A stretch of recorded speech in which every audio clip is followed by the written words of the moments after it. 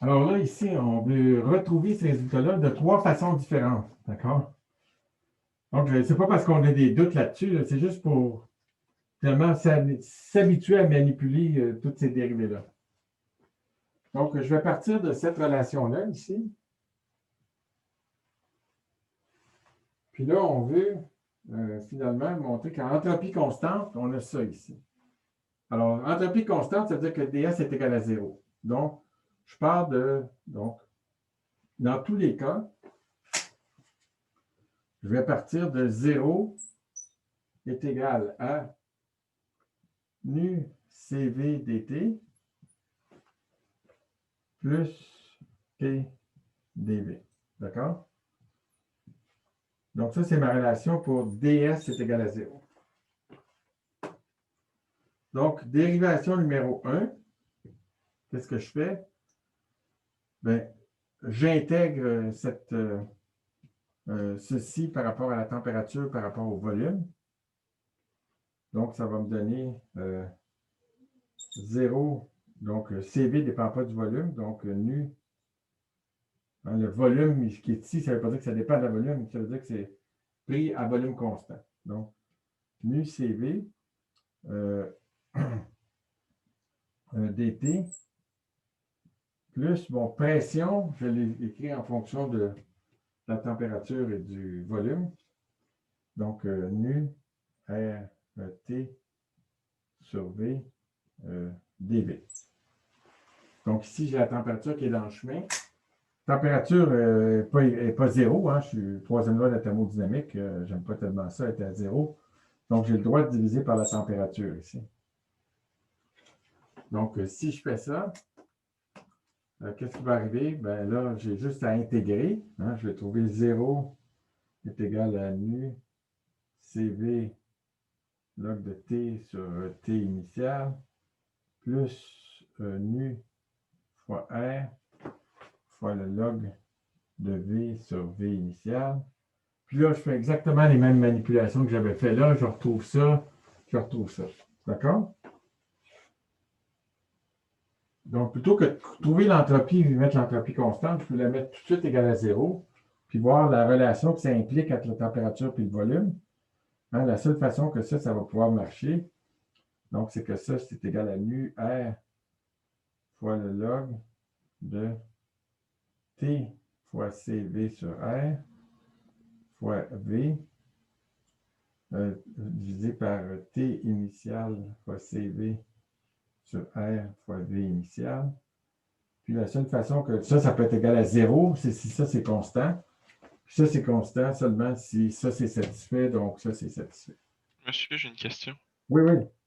Vous avez intégré, mettons, vous avez 0 est égal à mu c dt plus Oui, nu r dv. oui. Là, vous avez intégré, mais pourquoi vous avez gardé l'égal à 0 vous n'avez pas mis une constante? Euh, Parce que si on intègre de chaque côté. parce que j'ai mis TI puis VI ici. D'accord? Ah, ok, ok, ouais. Ok, Ouais, c'est bon. donc, j'ai pris des bornes fixes. C'est une bonne question. Là. Normalement, oui. Je vous conterai une blague à ce sujet-là à un moment donné. OK. Donc, on a ça. C'est une excellente question. OK. Donc, maintenant, la deuxième façon de trouver ça, 2, ça serait de poser, par exemple, que donc, j'ai toujours 0. 0 est égal à nu CV dt plus PDV. Mais ce qui m'intéresse, c'est une relation entre P et V.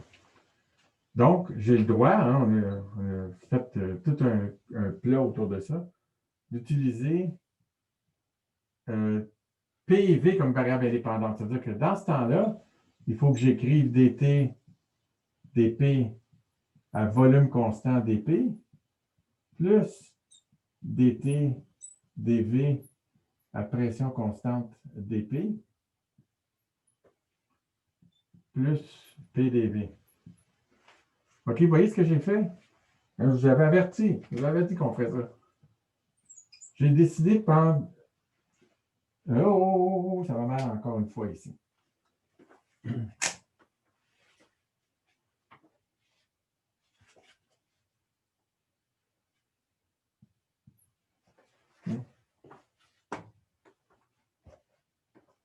bas, j'ai décidé de prendre PV comme variable indépendante. Donc, le DT qui est là, il ne faut pas que je le laisse, il faut que je le remplace par DP puis DV. La façon de faire ça, c'est d'utiliser DT, DP, DP, DT, DV, DV. Ça, c'est juste les maths. C'est bon? Bon, mais maintenant, on a le gaz parfait, donc on est capable de calculer ces dérivés-là. Donc, ici, c'est que 0 est égal à nu CV. DT, DP à V constant, c'est quoi? DT, DP à V constant, c'est P sur nu R.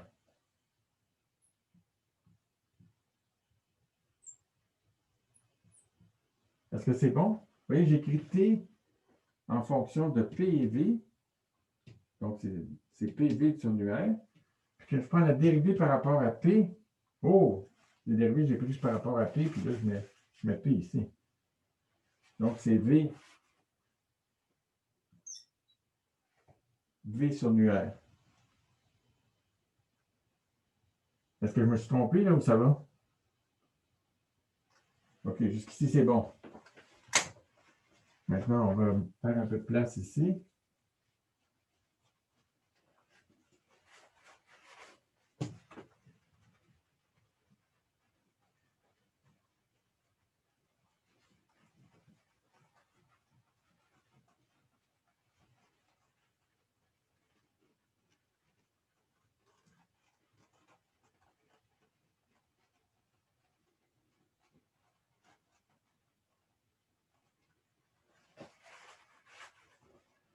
OK, donc on a ce premier terme-là. Maintenant, le suivant, plus dt dv à P constant, bien là, c'est vraiment P sur nu R. Donc, P sur nu R dv. Puis ensuite, j'ai plus P dv. Donc, vous voyez que ici, j'ai 0 est égal à... Donc le nu...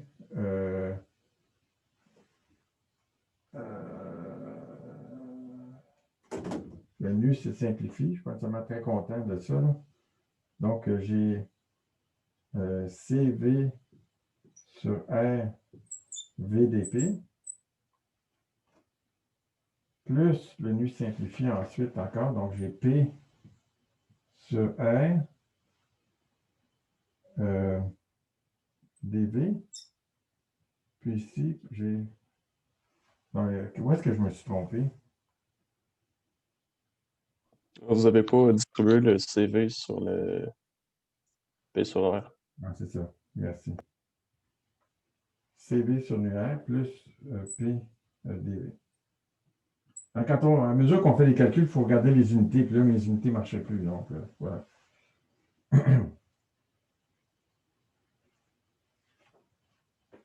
Donc, vous voyez que je peux, pour être capable d'intégrer, comme j'ai fait tantôt, j'ai juste à diviser par PV partout.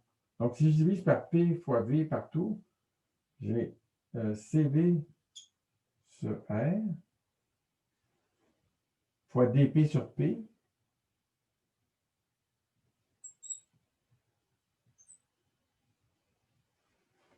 Puis ici, j'ai plus, donc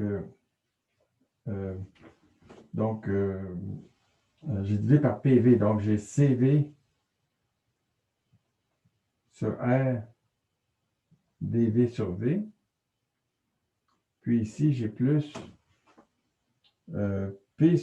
P disparaît, donc j'ai plus dV sur V. Parce que j'ai divisé par PV. Voilà. Donc, ça va pas vite, là, mais on va arriver. Donc, ici, je peux réécrire ça. Vous voyez encore ici, c'est bon? Je peux écrire ça comme 0 est égal à... Donc, je peux diviser par tout, par CV sur R. Donc, ça fait dP sur P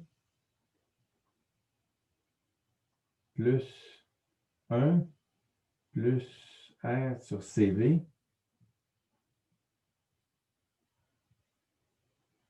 dV sur V.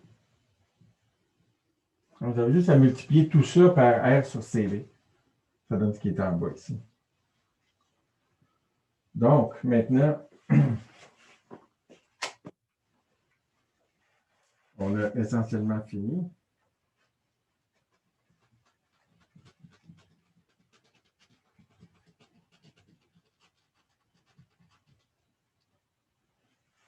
J'intègre.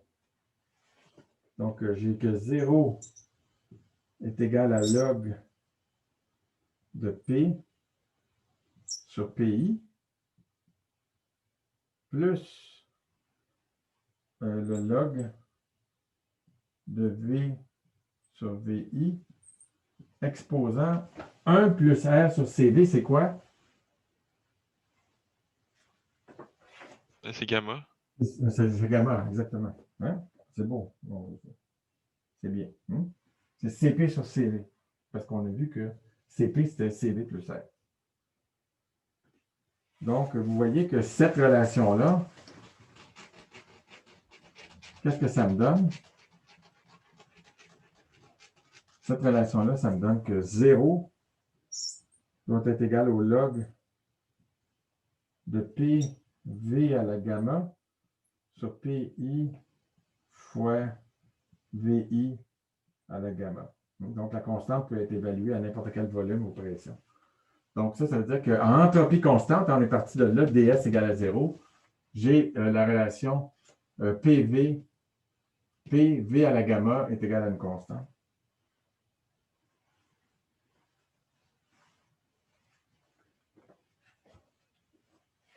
Donc, comme je vous dis, je ne fais pas ça pour... je fais pas ça pour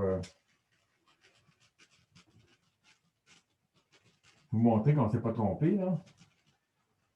Je fais ça pour juste manipuler tous ces symboles-là puis qu'on ne se trompe pas, d'accord? Il faut que ça devienne automatique, ce manipulage de symboles.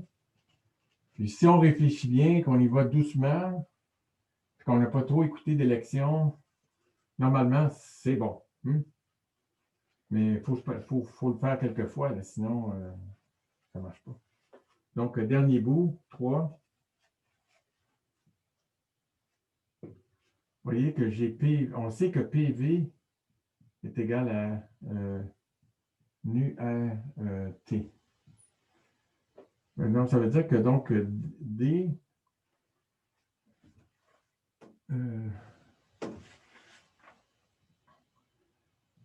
de PV, ça c'est la partie qui n'est pas tout à fait évidente, mais qu'on peut, on peut prouver. Ça se comporte comme la dérivée d'un produit, c'est-à-dire que ça c'est dP fois le volume, plus le volume, plus P fois dV.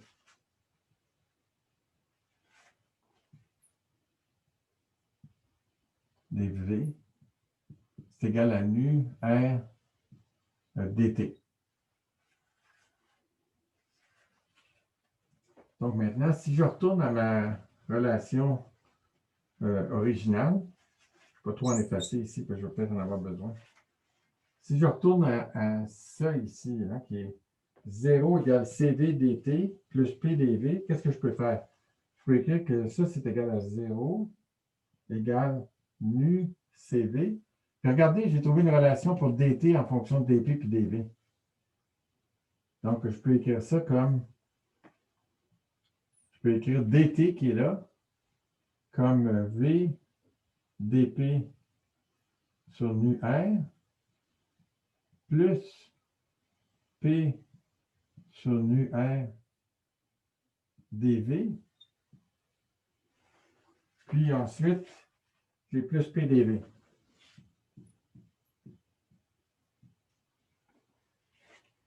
À quoi ça ressemble? La ligne de tantôt, là. C'est ça, c'est identique à ça. D'accord? Donc, j'ai juste à suivre le même raisonnement, j'ai arrivé à PV gamma égale une constante. Donc, ça ici, hein, cette relation-là, vous pouvez vous dire que je l'ai prouvé en utilisant plutôt que dt, c'était égal à dt dV à pression constante dt plus dt dp à volume constant dp. Donc, c'est tout à fait équivalent de faire ça de cette façon. Donc, ça, là, on va faire ça 10 000 fois, j'exagère à peine. Là. Donc, ça, c'est important de voir que ça marche comme ça. Puis c'est vrai, parce qu'on peut le prouver de façon différente, là, en prenant en disant, bon, ben, OK, dt, c'est une fonction de PV, donc dt, c'est égal à dp. Hein? Je vais le répéter. On va finir avec ça.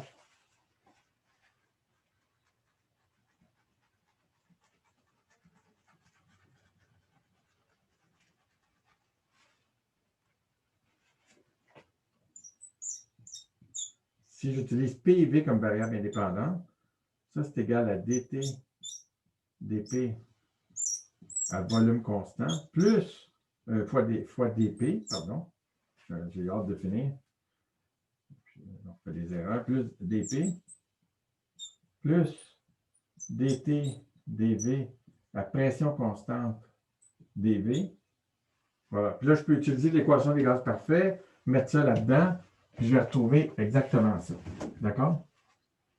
Donc, c'est vraiment une autre façon de voir que ça, c'est la bonne façon de manipuler les dérivés. Ça paraît un petit peu plus naturel du point de vue mathématique, mais ça aussi, c'est correct, hein, parce que la dérivée d'un produit, c'est comme ça que ça marche. Évidemment, ici, ce n'est pas une dérivée, c'est juste une différentielle, mais si on veut qu'à la fin, si je divise ça par dt, je prends une limite, on veut que ça marche aussi. Donc, voilà pourquoi c'est bon. OK, donc aujourd'hui, on a fait beaucoup de manipulations de différentiels, mais on a vu des choses importantes, hein, que les dérivés croisés, d carré s dt dv, c'est égal à d carré s dv dt dans l'autre ordre. Et puis, pour le gaz parfait, on a vu que ça ne dépend de l'énergie en fonction de la température et du volume, ça ne dépend que de la température. Si j'écris l'énergie en fonction de la température puis de la pression, ça peut être d'autres choses. Hein? Donc, il faut faire vraiment attention aux variables qu'on garde constantes, qu'on manipule. Donc, on a toujours deux variables qu'on peut varier. Puis ensuite, si on fait les maths correctement, on ne peut pas se tromper. Évidemment, je vous ai montré comment me tromper, là. Mais donc, allez-y tranquillement, puis vous allez réussir à le faire. J'aimerais que vous remplissiez le feedback, hein, qui est à la fin complètement du chapitre 5, pour parler sur le cours, à la fois pour Chloé et pour moi. D'accord? Donc, évidemment, là, en situation de pandémie, là, il y a plein d'improvisation sur ce qu'on fait. Donc, on a besoin de vos commentaires. Hein. Est-ce qu'il faudrait que ce soit plus court, plus long? N'importe quoi, d'accord? De toute façon, c'est complètement anonyme. Donc, gênez-vous pas. Écrivez ce que vous voulez. Si vous avez des commentaires négatifs, gênez-vous pas. Faites juste pas nous crier des noms, d'accord? Ça ne marche pas. Mais si vous avez essayé d'avoir des commentaires constructifs, hein, du genre ce qu'il faudrait faire pour améliorer, plutôt que juste de dire qu'est-ce qui est pas bon. Vous pouvez dire qu'est-ce qui n'est pas bon, mais donnez-nous des trucs alternatifs, d'accord? Ça marche? OK, fait qu'on se revoit vendredi en meilleur état, j'espère. OK.